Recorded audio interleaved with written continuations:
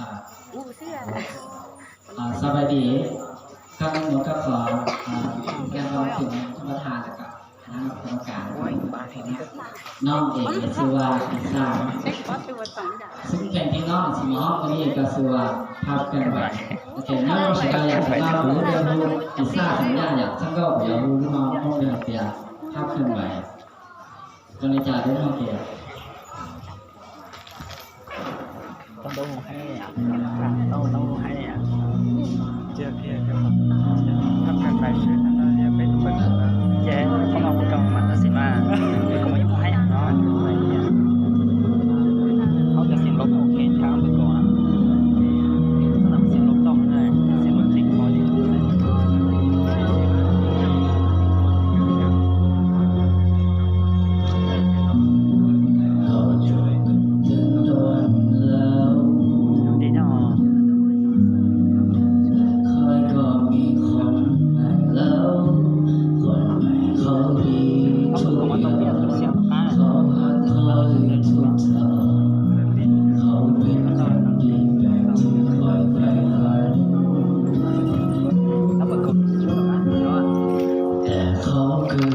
เคลื่อนไหว